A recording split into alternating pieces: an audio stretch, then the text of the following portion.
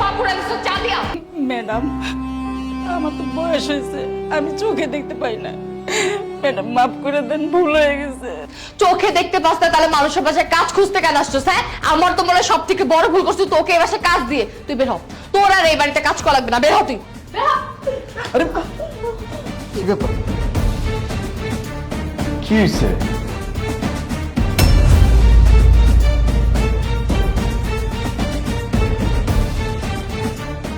Madam, আপনি এইখানে? কে বাবা তুমি? আমি তো তোমাকে চিনতে পারলাম না। ম্যাডাম, আমাকে চিনতে পারতেছেন না? আমি আলিফ। আলিফ নামে কাউকে তো আমি চিনি না। ম্যাডাম, রসুলপুর গ্রামের সেই ছোট্ট ছেলে আলিফ আমি। ওই যে এতিম ছেলেটা, যাকে নিজ দায়িত্বে আপনি এত বড় করছেন, মানুষের মতো মানুষ করছেন, মা বাবা সবার আদর আপনি নিজে দিচ্ছেন, নিজে পড়াশোনা করাইছেন। ম্যাডাম, আমাকে চিনতে পারতেছেন না? আমি সেই ছোট্ট আলিফ ম্যাডাম, আপনার সেই প্রিয় ছাত্র। তুমি এত বড় হয়ে গেছো, তা বাবা তুমি এখানে কেন? ম্যাডাম, এই যে পুরো বাড়িটা দেখতেছেন, এটা আমার বাড়ি। আর এই যে ও আপনার বৌমা। কিন্তু আপনি এখানে কেন, এই অবস্থা কেন আপনার? ম্যাডাম জানেন, আমি আপনাকে অনেক খোঁজাখুঁজি করছি।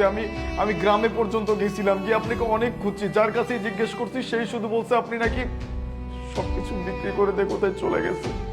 তারপরেও আমি খুঁজছি, আমি শহরে এসেও আপনাকে খুঁজছি ম্যাডাম, আমি আপনাকে কোথাও পাই না। আপনি কই ছিলেন? আর আজকে যে আপনাকে আমি এই অবস্থায় পাবো, আমি তো এটা কখনো কল্পনাও করতে পারি নাই।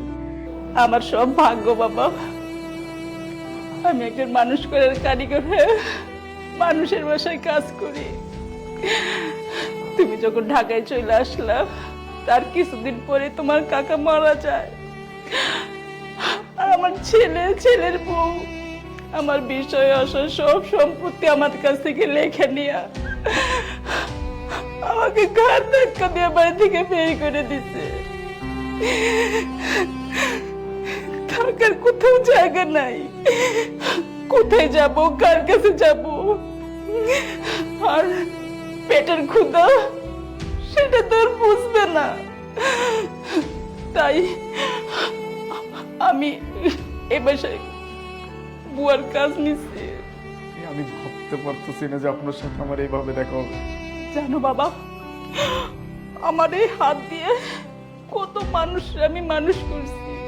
এই যে যেমন তুমি আজকে কত বড় হয়েছো, ব্যবসা বাণিজ্য করো, কত টাকা পয়সা, কত নাম। আর আমি আমার নিজের সন্তানকে আমি মানুষ করতে পারি নাই, মানুষ করতে পারি নাই।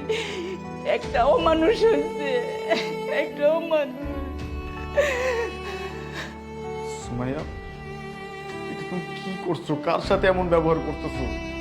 আমি মানলাম উনি একটা ভুল করে ফেলছে, আমি ধরে নিলাম যে উনি আমার কেউ না, উনি আমার ম্যাডাম না। তারপরেও কি তুমি তাদের সাথে এরকম আচরণ করবা? এটা কি ঠিক বলো? ম্যাডাম আপনি আমাকে মাফ করে দিবেন। আমি আসলে বুঝতে পারিনি যে আপনি আলিফের ম্যাডাম। তাছাড়া ওর তো বাবা মা নাই, ও সব সময় আমার কাছে আপনার গল্প করতো যে আমার মা নাই তো কি হয়েছে, আমার একটা ম্যাডাম ছিল যে আমাকে মায়ের আদর স্নেহ দিয়ে অনেক বড় করেছে। আর সেই ম্যাডাম আপনি, আর আমি আপনার গায়ে হাত তুলছি। ম্যাডাম প্লিজ আপনি আমার মাফ করে দিবেন। আলিফ, তুমি না বলতে যে তোমার বাবা মা নেই, তোমার মা নেই তো কি হয়েছে, ম্যাডাম তো আছে। আজকে থেকে ম্যাডাম আমাদের সাথে থাকবে। আর ম্যাডাম, আপনার ছেলে মেয়ে আপনাকে বাড়ি থেকে বের করে দিছে তো কি হয়েছে, আমি তো আপনার মেয়ের মতো, আর আলিফ তো আপনার ছেলের মতো। আজকে থেকে আপনি আমাদের সাথেই থাকবেন। আমারও তো বাবা মা নেই, তাই আমি বুঝি বাবা মা না থাকার কষ্টটা কি। ম্যাডাম, আজকের পর থেকে আমার সবকিছুর দায়িত্ব আপনার। কাল থেকে আপনি সবকিছু সামলাবেন।